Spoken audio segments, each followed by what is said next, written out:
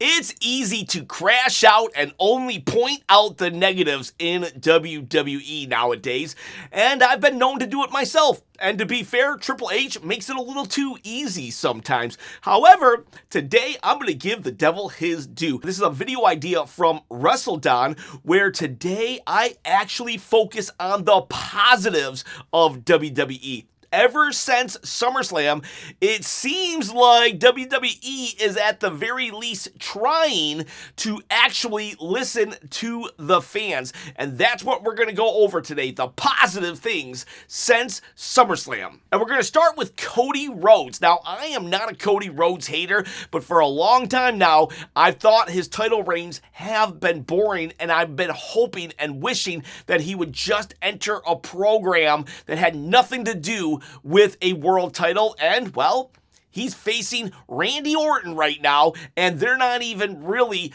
talking about titles. It's more of a feud of hatred between those two. So that is a great thing. I like Cody Rhodes, but I just want him away from the title to give other people chances. And that brings me to my next point, the fact that the SmackDown main event scene is stacked. Earlier in the year, I'm telling you, SmackDown was a complete chore and bore to get through. And now we got Cody and Randy over here. Heck, Gunther, a main event guy, is just off feuding with Finn Balor, it seems. And then the title itself right now, you got that awesome program between CM Punk and Kevin Owens that just happened. Sami Zayn inserting himself in there. You got so many things going on with people who could be instantly inserted into a title match that it's actually very refreshing and reminiscent of the old days when, you know, the card was just stacked with stars. And you might say, yeah, well, it's at the expense of Monday Night Raw. I mean, you can say that, but let's just focus on the positive, all right? Plus, you know, maybe Drew McIntyre is going to be coming back any day now to face the Tribal Chief for his world title. And if you want to face the Tribal Chop for my world title, all you got to do is comment below and subscribe to the channel. You see, people, I'm going to give away this belt at 30,000 subscribers on my quest to quit my day job. No joke, this is an actual contest that I'm holding. And it's not a toy. It's a replica, and it can be yours. Free shipping anywhere in the world. And let's talk Monday Night Raw and the lack of main event players. For the longest time, we've wanted LA Knight, to become a main event guy, and well, here he is for about a month or two now, actually feuding with Roman Reigns. He gets mic time against him. He's given him a BFT. He has looked really good facing off against the Bloodline and Roman Reigns. This is a huge main event program. The last time he fought Roman was, you know, it was a big deal for him, but that was more like something for Roman to do in Saudi Arabia. This time around, this is an actual extended main event program where he's calling him out left and right. LA Knight is being bumped up as we speak. And the best thing about this is LA Knight has a friend in Solo Sikoa. And what's crazy is, I believe, I could be wrong, but I believe Solo was probably supposed to re-enter the Bloodline, but they saw how good Solo was doing with his pew-pew-pews. Maybe Triple H just pivoted and was like, nah, let's keep Solo a babyface. Let's keep him with LA Knight. And that was a great idea if they did that. Or even if it wasn't a pivot, even if this was the plan, okay, cool. Then your plan worked and you're going all in on it. And the best thing about it is Solo is proving that you can still be silly and goofy without completely overdoing it. We'll talk Danhausen in a little bit. But Solo Sikoa is retraining the audience to say it's okay to be silly and yet serious at the same time. Because we laugh when Solo says pew, pew, pew, but at the same time, he's not a comedy character. He just makes us laugh. And there was a ton of those guys way back in the Attitude Era. Solo Sikoa as a baby face, like they didn't flip him. He didn't turn on LA Knight and Royce Keys at SummerSlam. That in and of itself is something that I am thankful for. And what about the Bloodline? Feels like the Bloodline has been coasting for a while now, but just 2 weeks ago after SummerSlam, when they brought Solo before Roman Reigns, well, you know, it finally felt like the Bloodline of old. It felt like a Bloodline segment that had multiple layers to it. And we actually got heel Roman Reigns. Roman Reigns is way better as a heel. And him taking off the glasses and stepping on him and everything, it just felt good to have a proper heel and a proper babyface in Solo Sikoa and LA Knight. And also, go on to SmackDown when you had the Kevin Owens CM Punk matchup. Now, I wish they would just turn CM Punk totally heel. I don't want it to just be when the matches call for it, but I was thankful that it wasn't just Kevin Owens and CM Punk just happy to shake each other's hands and have a competitive match. No, CM Punk leaned into his heel side. That match was so much better because we had one heel and one babyface. Very thankful that we got a heel Roman and a heel CM Punk, even if it was just for a 2-week program. Elsewhere on Raw, we're building new stars and rebuilding some of them. So, Braun Breaker, I've been very vocal throughout the year that 2026 has been a horrible, horrible time to be a Braun Breaker fan. They dismantled the guy.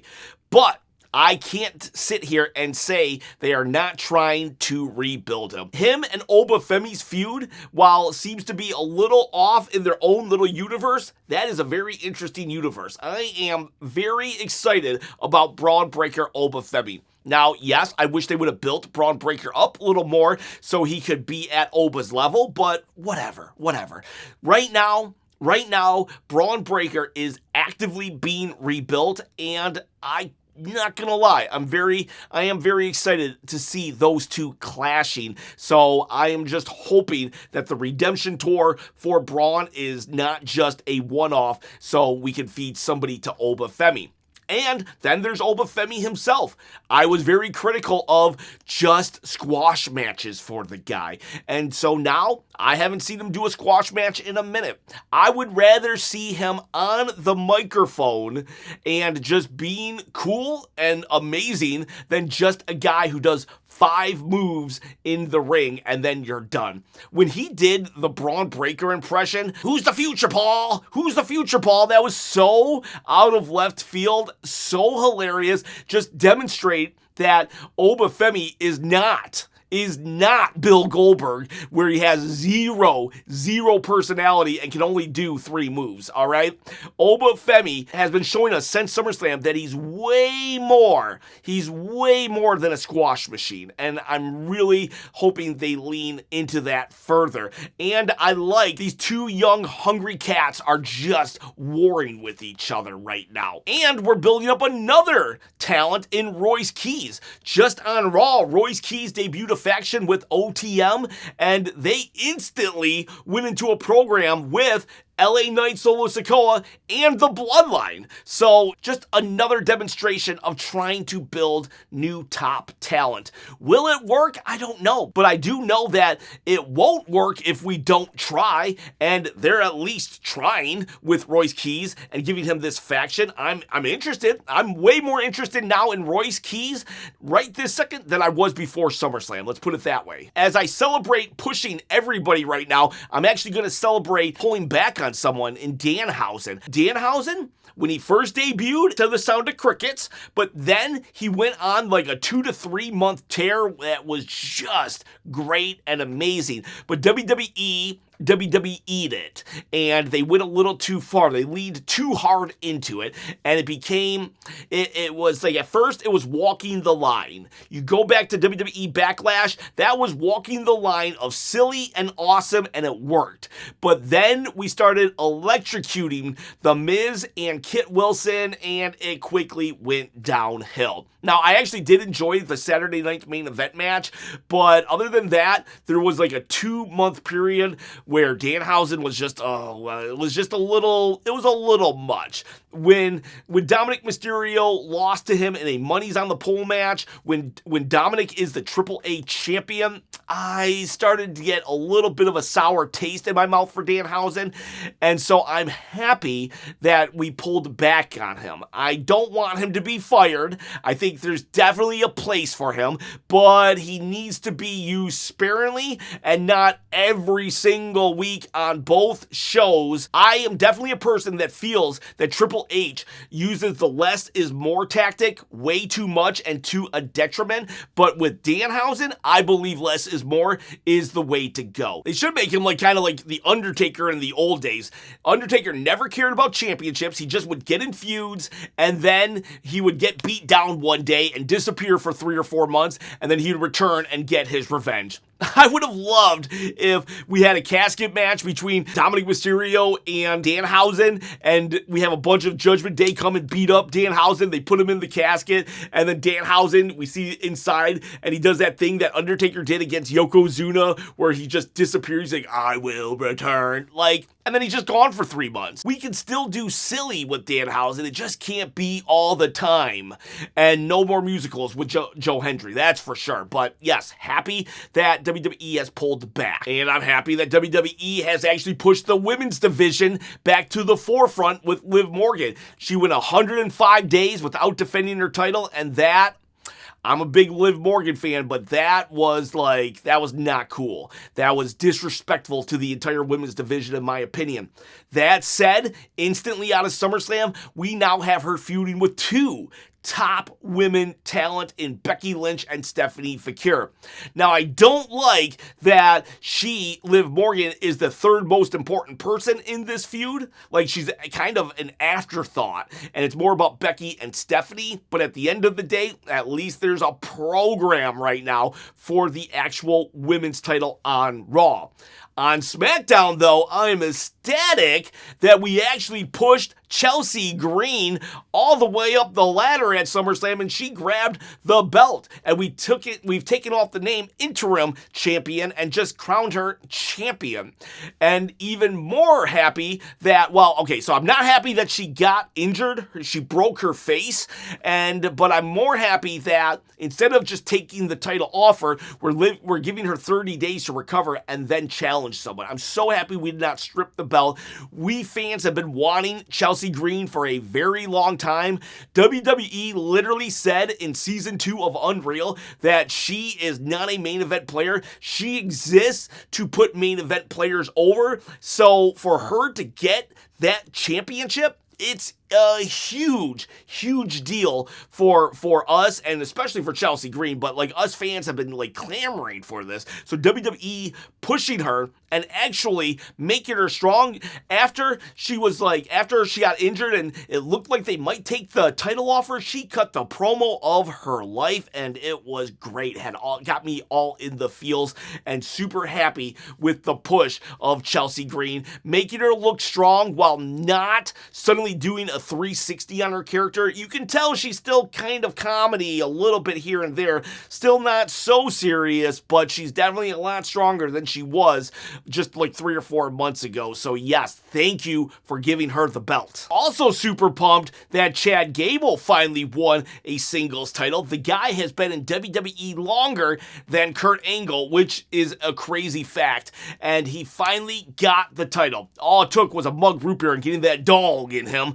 But yes, so while I do hope that we do more with the character, let's focus on the fact that Chad Gable is champion. And I do like that they are switching the belts up a lot more frequent nowadays. Now, not happy that Baron Corbin beat Trick Williams, but it is exciting that the championship does change hands. We had the men's U.S. title changing, the women's U.S. title changing, Chelsea Green winning the championship, Chad Gable winning a championship. I mean, this was before SummerSlam, but we go Cody to Sami to CM Punk. Tag team championships just changed onto Fatal Influence and onto the MFTs. So things are being shooken up. We don't have to have 18-month title reigns. And I am very happy for Fatal Influence. They just won all the titles. The U.S. title for JC Jane. Then we had Fatal Influence, the tag team, getting the tag team gold. I never understood why they stopped the push of Fatal Influence after 4 or 5 weeks when they first debuted earlier in the year. And then they just completely vanished or cooled off. But that said, ever since SummerSlam, they've been rocking it out. They won at SummerSlam and now they're all champions. So happy there. And while the track record isn't perfect in that, we did just have Big Cass beat Javon Evans and Baron Corbin beat Trick Williams, we are seeing some of the more established talent putting over the rookies, the newcomers. Tiffany Stratton just lost to Lash Legend, so, good stuff there. The celebrity involvement, it's pulled back. It's still there, but it has pulled back. I mean, heck, Little Yachty right now is about to go into a match with Baron Corbin, a 5-minute match, but it's being treated way different now than it was before WrestleMania. Jelly Roll was literally beating active wrestlers one-on-one. Jelly Roll was a credible threat. And so was the announcer Pat McAfee. But here we got Little Yachty. All he has to do is try to survive. He's not trying to out-wrestle Baron Corbin. He's not trying to go man-to-man against Baron Corbin. This is a situation in which the celebrity is just going to run away the whole time and try to, smoke and mirrors himself a 5-minute time limit draw.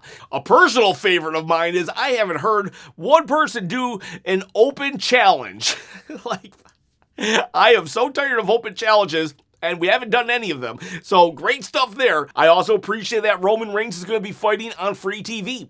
I appreciated that CM Punk fought on free TV. I mean, heck, Sami Zayn, the champion, fought on free TV. So we're getting bigger matches on Raw and SmackDown. The tag team division's getting rebuilt. The MFTs, we got Shinsuke Nakamura, and I forget the guy's name that he's partnering up with right now, but there's another tag team for you. On Raw, LA Knight, Solo Sikoa, while I wouldn't hate them becoming a tag team, and that's probably the route they're going to take. I would rather them remain single stars, just friends helping each other, but there's a tag team.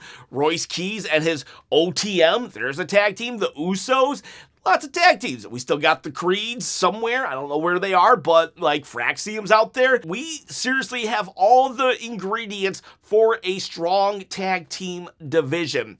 Haku returned, and he's just a single manager for one team.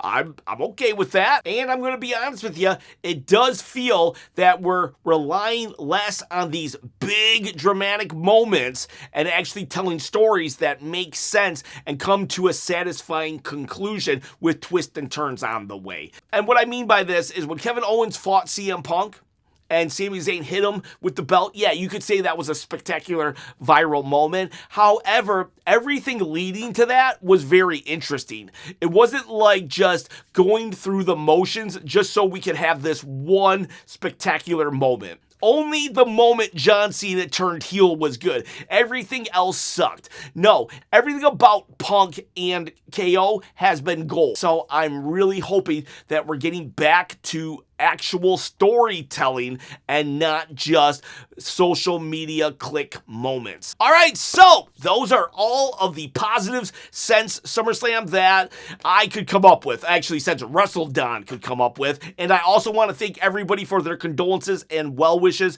from yesterday's video. If you didn't watch it, don't worry about it. But if you did, or if you want to know it, basically, somebody in my past passed away, and I was definitely just hit with raw emotions yesterday, and it still sucks, don't get me wrong, but I don't know, I'm processing it, I'm trying to whatever. I just wanted to say thank you.